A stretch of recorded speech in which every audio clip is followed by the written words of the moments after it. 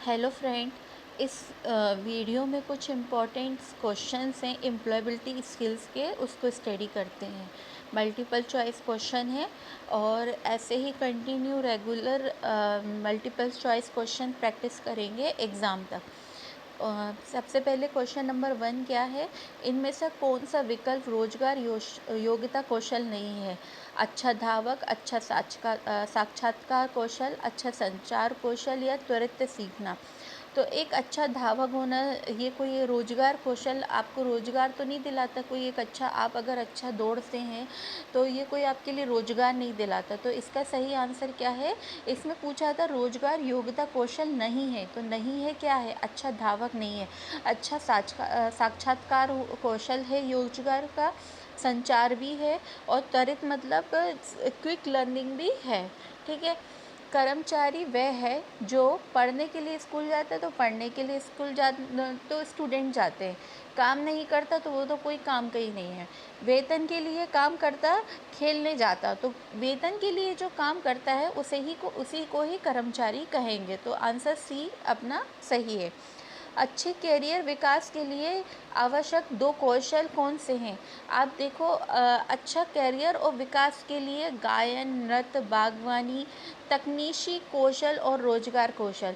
तो जाहिर सी बात है, आपको अगर टेक्नीशियल स्किल्स आती है आपको, तो आपको एक अच्छा कैरियर विकास के लिए ये 2 रोजगार कौशल ज़रूरी है, एक तकनीकी कौशल और दूसरा रोजगार कौशल।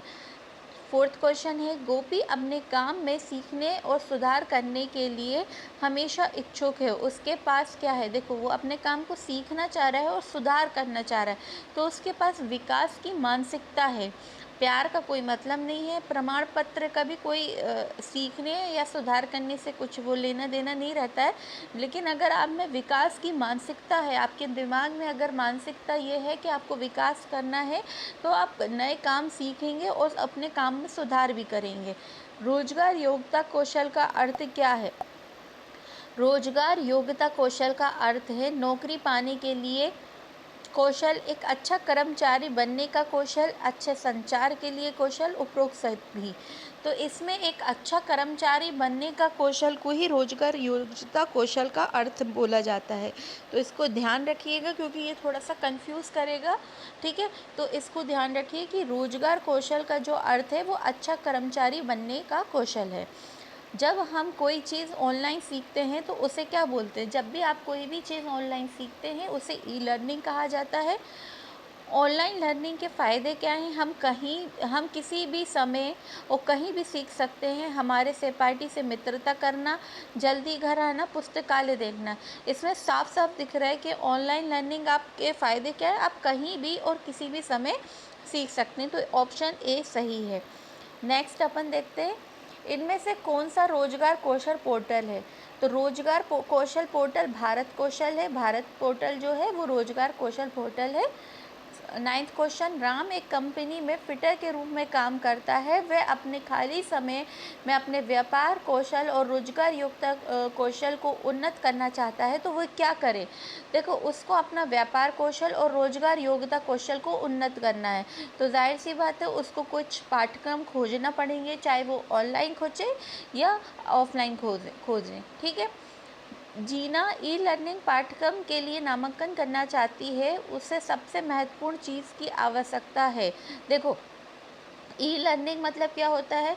ऑनलाइन सीखना, और ऑनलाइन सीखने के लिए सबसे ज़्यादा इम्पोर्टेंट मोबाइल फ़ोन या कंप्यूटर तो होना ज़रूरी, तभी तो आप ऑनलाइन सीख पाएंगे। तो इसका सही आंसर क्या है? मोबाइल फ़ोन या कंप्यूटर। आज के समय में कई नौकरियां में कौशल एक बुनियादी कौशल आवश्यकता है। देखो, आज के समय में कई नौकरियों में कौशल एक बुनियादी कौशल आवश्यकता बन गई है। मतलब ज़्यादातर ये कि एक्टिंग, पेंटिंग, डांसिंग, ये सब तो बुनियादी कौशल आवश्यकता नहीं है, लेकिन डिजिटली कौशल आपको होना ज़रूरी है। ये नौकरियों में बुनियादी कौशल आवश्यकता बनी हुई है।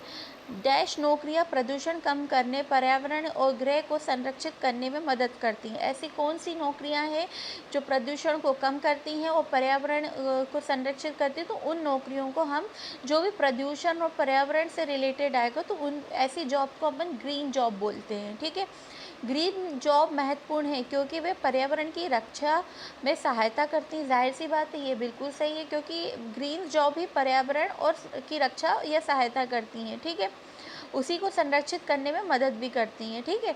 वे अधिक प्रदूषण करती है, ये बिल्कुल ही रॉन्ग है, ये करना आसान है, ये भी रॉन्ग है, ये शहर के कर्मचारियों के लिए ये भी रॉन्ग है। तो सही आंसर क्या है? वे पर्यावरण की रक्षा में सहायता करती हैं। गीता ने अभी अभी अपनी शिक्षा पूरी की है। वह अपने कौशल को बेहतर बनाने के लिए वह एक बुनियादी अंग्रेजी पाठ्यक्रम में शामिल हो गई है। तो उस देखो, अंग्रेजी पाठ्यक्रम क्या होता है? कम्युनिकेशन होता है, डांसिंग, फाइटिंग ये कुछ नहीं होता। कम्युनिकेशन जो है वही अंग्रेजी पाठ्यक्रम में शामिल हुई है। तो इसका सही आंसर क्या होगा? सी। राम अपना स्वयं का व्यवसाय शुरू करने की योजना बना रहा है। आप कौन सा विकल्प सुझाएंगे? तो ये 21वीं सदी के हिसाब से आपको उसको व्यवसाय सुझाना पड़ेगा जिसको ऑनलाइन रिटेल करके काम करेगा, तो उसका व्यवसाय ज़ाहिर सी बात है अच्छा चलेगा। तो आप उसको ऑनलाइन रिटेल का ही व्यवसाय सुझाएंगे, ना कि ऑडियो कैसेट की दुकान, जो कि आजकल नहीं चलती बिल्कुल भी। फिल्म वीडियो रिटेल ये भी नहीं इम्पॉर्टेंट है, और जेरोक्स शॉप ये भी कोई खास ज़्यादा इम्पॉर्टेंट नहीं है। मूल और नैतिकता हमें अच्छा निर्माण करने में मदद करते हैं। मूल और नैतिकता हमें क्या अच्छा निर्माण करने में, हमारे व्यवहार को अच्छा निर्माण करने में मदद करते हैं, ठीक है। मूल्य किसी व्यक्ति का क्या तय करता है? कैरेक्टर, है ना। मूल्य हमेशा व्यक्ति का कैरेक्टर तय करता है, ये अपन ने वीडियो में भी कवर किया है। सोशल मीडिया पर फॉरवर्ड करना अच्छा नहीं है। सोशल मीडिया पे देखो, संदेश आप फॉरवर्ड करना कोई बुरी बात नहीं, आप कर सकते हैं, अभिवादन भी कर सकते हैं और सॉन्ग भी फॉरवर्ड कर सकते हैं, लेकिन आप अपन फर्जी खबर जो है आप सोशल मीडिया में फॉरवर्ड नहीं करना चाहिए, ये गलत बात है। तो सोशल मीडिया में फॉरवर्ड करना क्या अच्छा नहीं है? नहीं पूछा है तो वो फर्जी खबर है। एक व्यक्ति जो किसी देश के कानून का सम्मान करता है और उसका पालन करता है, वो क्या कहलाता है? तो वह देखो, व्यवसाय तो व्यवसाय करता है, जो बिजनेस करता है उसे बोलेंगे। खराब कर्मचारी जो काम अच्छे से नहीं करता उसे बोलेंगे।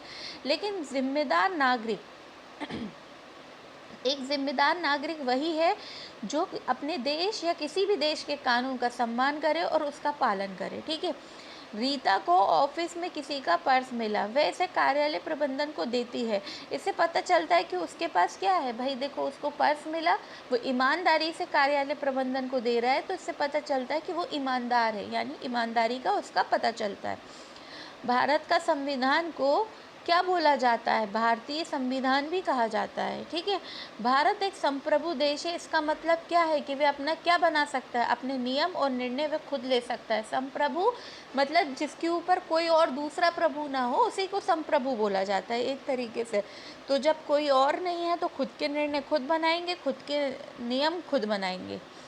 भारतीय संविधान हमारे देश का एक कानून और नियम की किताब है, मतलब उसमें सारे कानून और नियम दिए गए हैं, तो एक कानून और नियम का एक समूह है, ठीक है। नेक्स्ट, मिस्टर जॉनसन एक 8 साल की लड़की को घरेलू काम के लिए नियुक्त करना चाहते हैं। देखो, 8 साल बहुत छोटी बच्ची है। भारत में हम उस पर प्रतिबंध लगाते हैं क्योंकि ये क्या है? शोषण के विरुद्ध अधिकार है। ये मैंने वीडियो में भी आपको समझाया था कि शोषण के विरुद्ध अधिकार आपके फंडामेंटल राइट्स में आते हैं, ठीक है। तो मिस्टर जॉनसन 8 साल की लड़की को घरेलू काम के लिए नियुक्त नहीं कर सकते, ठीक है। हमें प्रार्थना के लिए मंदिर, चर्च या मस्जिद में जाने की आज़ादी है। ये चरित्र का ये स्तंभ कहा जाता है। किसका? देखो, सम्मान का। सम्मान है, जिम्मेदारी, धोखाधड़ी, ईमानदारी, इससे कुछ लेना देना नहीं है। हमें प्रार्थना के लिए मंदिर या चर्च या मस्जिद जाने की आज़ादी है। क्यों? क्योंकि ये किसका स्तंभ है? सम्मान का है आपका, ठीक है। पर्यावरण में हानिकारक धुआं, गैस और रसायनों की बड़ी मात्रा में शामिल होना क्या कहलाता है? जाहिर सी बात है, प्रदूषण कराता है। जब पर्यावरण में हानिकारक धुआं है, गैस है, रसायनों के बड़ी मात्रा में शामिल होना, ये प्रदूषण कहलाता है। खेती और आवास प्रयोजन के लिए पेड़ों को काटना कहलाता है। क्या कहलाता है? जैसे आप खेती कर रहे हैं या आप अपने घर वगैरह बना रहे हैं, तो आप क्या आप पेड़ों को काट रहे हैं, तो क्या बोलेंगे उसे? वनों की कटाई कर रहे हैं, मतलब वन काट रहे हैं, है ना। रसायन अपशिष्ट प्लास्टिक को जल में छोड़ना क्या कहलाता है? देखो, ये सब चीज़ें क्या है? ये रसायन आप छोड़ रहे हैं, प्लास्टिक, अपशिष्ट, ये सब आप कहाँ छोड़ रहे हैं? जल में। तो जल मतलब क्या कहला रहा है? अब जल प्रदूषण हो रहा है। ठीक है। नेक्स्ट, वैज्ञानिक हमें चेतावनी दे रहे हैं कि पृथ्वी के तापमान में वृद्धि का कारण क्या है? देखो, ग्लोबल वार्मिंग जो है वो ही पृथ्वी के तापमान में वृद्धि का कारण है। ठीक है। गर्म नहीं है, कोई कोई कोई ऐसा ना हो कि इसको गर्म लगा दें, गर्म नहीं है, ग्लोबल वार्मिंग है। ग्लोबल वार्मिंग की वजह से पृथ्वी के तापमान में वृद्धि का कारण हो रहा है। ठीक है, वृद्धि हो रही है। श्याम प्लास्टिक और रासायनिक उर्वरकों के उपयोग से बचते हैं, वे पीछा कर रहे हैं। ये देखो, श्याम क्या है, जो प्लास्टिक है या रासायनिक उर्वरक हैं, उनके उपयोग नहीं कर रहा है। क्यों नहीं कर रहा है? क्योंकि वो हरित जीवन शैली, मतलब हरी भरी जीवन शैली जीना चाहता है, इसलिए वो इन सब चीज़ों का उपयोग नहीं कर रहा है। विनिर्माण जगत में बड़े परिवर्तन डैश के साथ हुए हैं। देखो, औद्योगिक जब से क्रांति हुई है तब से अलग अलग निर्माण हुए हैं, तो इसका सही आंसर क्या है? औद्योगिक क्रांति। ठीक है। विनिर्माण की प्रतिक्रिया प्रौद्योगिक और डैश विकास के कारण बदल गई है। किसके कारण बदल गई है विनिर्माण की प्रक्रिया? वैज्ञानिक के कारण। वैज्ञानिक प्रौद्योगिक और वैज्ञानिक के विकास के कारण बदल गई है। ये सारे क्वेश्चन आप लर्न कर लेना, इम्पोर्टेंट क्वेश्चन है सारे। डैश के विकास के लिए कौशल का नियमित मूल्यांकन आवश्यक है। काय के विकास के लिए? आपको करियर के विकास के लिए कौशल का नियमित मूल्यांकन आवश्यक है। आप अपने कौशल का मूल्यांकन करें, किस लिए? क्योंकि आपको अपने करियर का विकास करना है। नीतू के पास कहानी कहने का उत्कृष्ट कौशल है। मतलब देखो, नीतू जो है वो कहानी बना सकती है, तो उसके पास किस टाइप का है? देखो, किस प्रकार की बुद्धिमत्ता है? मतलब देखो, पिक्चर स्मार्ट तो नहीं है, बॉडी स्मार्ट भी नहीं है, और वर्ड स्मार्ट भी नहीं है, वो लॉजिक स्मार्ट है। क्योंकि वो लॉजिक है उसके पास, तभी जाके वो अच्छी अच्छी कहानियाँ लॉजिकल वे में बना रही है और उसको कह पा रही है। स्वराज इंटरनेशनल आधारित डेटा एंट्री नौकरियों की तलाश में है। उसके लिए सबसे महत्वपूर्ण कौशल क्या है? देखो, इंटरनेशनल डेटा एंट्री, तो उसको सबसे ज़्यादा क्या चाहिए? डेटा एंट्री, मतलब आपको कंप्यूटर पे काम करना है, तो आपको कंप्यूटर का कौशल आना चाहिए। तो बुनियादी कंप्यूटर कौशल इसका सही आंसर है। निम्नलिखित में से कौन सा किसी के व्यक्तित्व का हिस्सा नहीं है? देखो, ताकत तो व्यक्ति के हिस्सा है ना। कमज़ोरी भी है, किसी किसी की अपनी कमज़ोरियां भी होती, विश्वास भी है। पर त्वचा का रंग कोई भी व्यक्तित्व का हिस्सा नहीं है, कि उसको आप व्यक्तित्व के पे नहीं मान सकते। त्वचा का रंग डिफरेंट होता है। ठीक है। वह चीज़ जिन्हें करने में व्यक्ति अच्छा होता है, तो क्या है बताओ? योग्यताएं। वह चीज़ जिन्हें करने में व्यक्ति अच्छा होता है। ठीक है। कुछ अच्छा करने में असमर्थता किसी की होती है। कुछ अच्छा करने में असमर्थता किसी की होती है। असमर्थता मतलब कमज़ोरी। क्वेश्चन समझना पड़ेगा। कुछ अच्छा करने में असमर्थता कमज़ोरी की होती है ना, कुछ अच्छा करने में। ठीक है। मीना को खाली समय में संगीत सीखना पसंद है। ये उसमें से एक है जिसे सुधारना है। ये मीना को देखो, संगीत सीखना पसंद है, ये उसकी रुचि है। ठीक है। तो ये उनमें से किस में से है? ये रुचियों में से है। उसको अच्छा लगता है, पसंद है, यानी ये इंटरेस्ट है, उसका रुचि है। बीजो MS एक्सेल में अच्छा नहीं है। कड़ी मेहनत करने से वह कमज़ोरियों पर काबू पाना और उसे सफल बनना सीखता है। तो क्या है? देखो, MS एक्सेल में अच्छा नहीं है, पर वो कड़ी मेहनत से वह अपनी कमज़ोरियों पर काबू पाना और उन्हें सफल बनाना सीखता है। क्या? विश्वास सीखता है, मूल्य सीखता है, नेता सीखता है, या ताकत? तो ताकत इसका सही आंसर है। जिस तरह से हम अपने बाहरी वातावरण से के साथ बातचीत करते हैं, प्रबंधन करते हैं और उससे निपटते हैं, उसे कौन सा कौशल कहा जाता है? देखो, व्यवहारिक कौशल कहा जाता है। देखो, टेक्निशियल कौशल अलग अलग होता है। टेक्नीशियल आपका, जैसे कंप्यूटर वगैरह, ये सब टेक्नीशियस में आ जाते हैं। पर आप देखो, बाहरी वातावरण में कैसे बातचीत करें, कैसे मैनेजमेंट करें और कैसे निपटें, ये सारी बातें कहाँ आपके व्यवहार पे डिपेंड करता है। तो ये व्यवहारिक कौशल है। ओके। डैश व्यवहार कौशल में से एक है जो कार्य को कुशलतापूर्वक व्यवस्थित करने और उसे समय पे पूरा करने के लिए आवश्यकता है। देखो, समय पे पूरा करना, यहाँ समय मतलब यानी आपको क्या करना है, टाइम का मैनेजमेंट करना पड़ेगा, समय प्रबंधन करना पड़ेगा। समय प्रबंधन जरूरी है, आपको व्यवहार कौशल में से एक है ये, जो कार्य को कुशलतापूर्वक व्यवस्थित करने में मतलब सही तरीके से पूरा करने में और उसे समय से पूरा करने के लिए आवश्यक है। जिस प्रकार हम समस्या का प्रबंधन समाधान करते हैं उसे कहते हैं। समस्या का समाधान कर रहे हैं यानी क्या कर रहे हैं आप, संघर्ष समाधान कर रहे हैं। सकारात्मक दृष्टिकोण, नकारात्मक दृष्टिकोण, जुनून, ये सब नहीं है। समस्या का प्रबंधन समाधान करने को कहते हैं संघर्ष का समाधान। ठीक है। रेहाना को अपने प्रोजेक्ट में एक समस्या का सामना करना पड़ा। वे सही समय के साथ किसी समस्या से निपट रही है, तो वे किसका उदाहरण है? देखो, नकारात्मक दृष्टिकोण से तो वो कभी किसी समस्या से नहीं निपट सकती। टेक्नीशियन कौशल भी नहीं आएगा इसका, वैज्ञानिक कौशल भी इसका आंसर नहीं हो सकता, लेकिन हाँ, उसका सकारात्मक दृष्टिकोण है, मतलब उसकी दृष्टिकोण सकारात्मक है, इसलिए वह अपने कोई भी एक समस्या है उसको सही तरीके के साथ समस्या से निपट रही है। अल्पन सुबह योगा करती है, वह खुद को प्रेरित करने के लिए यूट्यूब क्लासेस फॉलो करती है, ये किसका उदाहरण है? ये स्व प्रेरणा, मतलब योगा कर रही है, उसे खुद की प्रेरणा से योगा कर रही है। देखो, समय प्रबंधन का तो नहीं है, नहीं तो समय प्रबंधन लगा दो कि यूट्यूब पे क्लासेस कर रही है या निर्णय लिया है उसने योगा करना, नहीं, समस्या का समाधान भी नहीं कर रही है, ये स्व प्रेरणा का उदाहरण है। ठीक है। डैश किसी समस्या को हल करने के लिए सोचने का एक तरीका है। तो महत्वपूर्ण सोच, आपको सही सोचना, महत्वपूर्ण सोच किसी समस्या को हल करने के लिए सोचने का एक तरीका है। मतलब आप कोई भी समस्या को हल करेंगे तो सोचेंगे ना, बिना सोचे समझे तो कोई समस्या हल हो नहीं सकती। तो महत्वपूर्ण सोच इसका सही आंसर है। दो या दो से अधिक विकल्पों में से चयन करने की प्रक्रिया कहलाती है।